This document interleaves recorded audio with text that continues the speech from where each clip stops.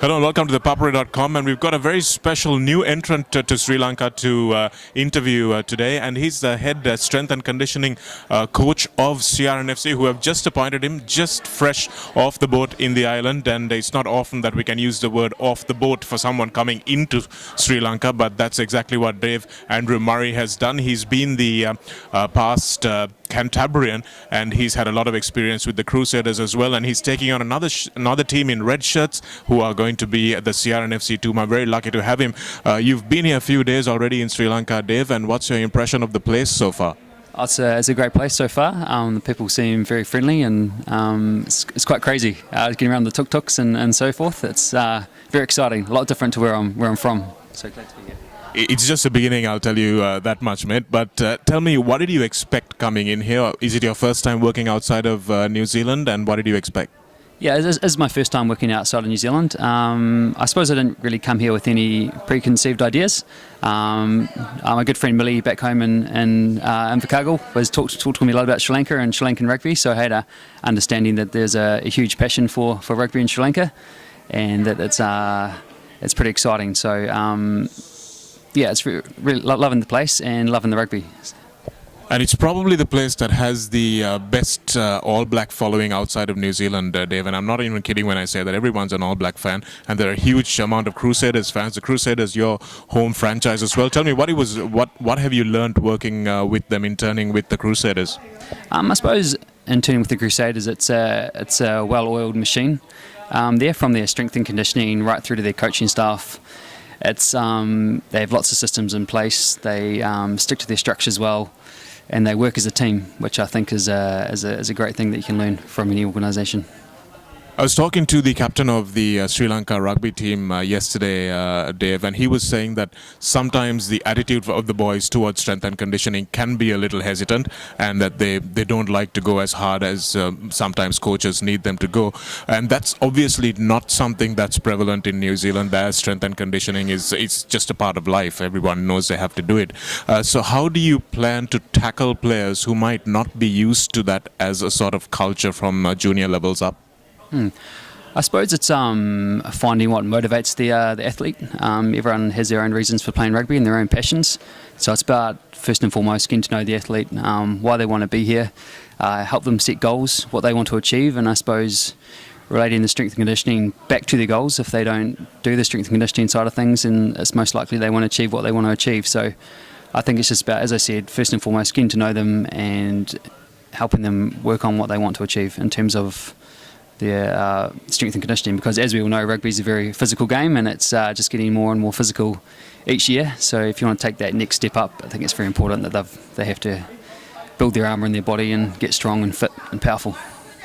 In the last maybe 10 years, strength and conditioning has reached a level of real prominence in the world of sport, and especially in rugby, Dave. But in Sri Lanka, we're still lagging a little behind. So SNC is not something that everyone would obviously know means strength and conditioning. So in that sense, how important a part, or what sort of a proportion do you think strength and conditioning plays in rugby? Because I think some coaches say it's 70% about strength and conditioning, 30% about skills. Which side of the fence do you fall? Yeah, I think it's a combination. You've obviously got to have the natural ability and the skills, but if you don't have the work ethic and the desire to put the time in the gym and on the field, you're not going to get those desired results. So I do think it's about hitting the gym, watching your nutrition, and making a few sacrifices. So I would say that's about right. As we said, I think it's important. What I've seen so far in Sri Lankan rugby is that they've got a great skill base, but just the size of the athletes might be a limiting factor on the progression. So I think that's one issue you can address early on, and especially with CR&FC, they've been working with. That's why I'm here to lay that platform and introduce the boys to a proper way of training and build some size and some strength and some stamina with them. And how much discipline and commitment do you need, Dave, in terms of strength and conditioning to make sure you get the proper nutrition on board, that you get the proper recovery? Ideally, how difficult is that for a semi-professional athlete? It is difficult, but as I said, if you want to be successful in life, sometimes you've got to make those sacrifices. And I think the passion that the Sri Lankan people have for their rugby, I think they're willing to do that from what I've seen with the CR&FC club. Just the players are always at me, just talking to me about how they can improve and what they can do, what supplements they should eat, or how their nutrition plan should look, and always wanting to go to the gym and everything like that. So I think that the desire's there. It's just about sharing the knowledge and so forth. So I think that's the big key, just giving them the knowledge and just helping them out where they need to go. What's your approach to supplementation? Good, bad, maybe? I think good to supplementation. Obviously, you've got to have the like a guaranteed product, especially with drug testing these days. There's cross contamination with some supplements. So if you can get a guaranteed product, I'm a big fan of it.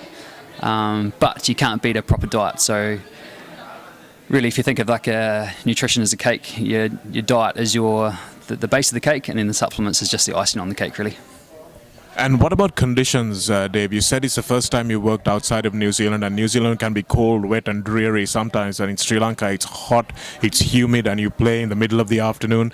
So will your training methods change a lot in terms of accommodating those sort of conditions for the players? Oh, definitely, most definitely. It's even just walking around Colombo, you end up looking like you've been swimming with the amount of sweat that pours off. So it's about changing your training times. What we're doing at CR&FC is we're training in the early mornings from about 5:30 to 6. We've got the guys come in there, do either a field session or a gym session just early on in the morning. And then in the afternoon, if we do train, it's about having strategies in place, such as hydration and recovery. So every 20 minutes we'd have a water break or have some sports fluid, and getting that, I suppose, it's keeping the hydration levels. And then once you've finished the actual activity, it's making sure you're getting the food in and doing the recovery. So going to the ice baths and all those sort of things, and having a stretch and putting your skins on and all those sort of things. You've obviously had a chat with the CR&FC management of where the team wants to be at the end of the season. And what will that personally involve from you? What sort of targets have you set for yourself? I suppose personally it's early days with the CR&FC for myself. I've committed to coming over for this 2-week period, and there's talks about me coming back in November potentially to help out with the season. So it's early days, and I'd like to see that happen, because I think they do have a good thing going on there with Inti, their coach, and all the other support staff there are really, really positive and really want to take that club to win the championship. So I'd like to see myself being involved with that and helping them get their desired goal. Well, great. It's my club, so I hope you succeed, Dave. But we'll speak to you maybe in a fortnight and see where things are, because obviously you've just come in. You'll have much more of a handle on things in a few days' time. So hopefully we'll speak to you before you go back, and maybe come back in November as well. Thanks a lot for joining us on ThePapare. Yeah, thank you very much. It's been great to be here. Cheers.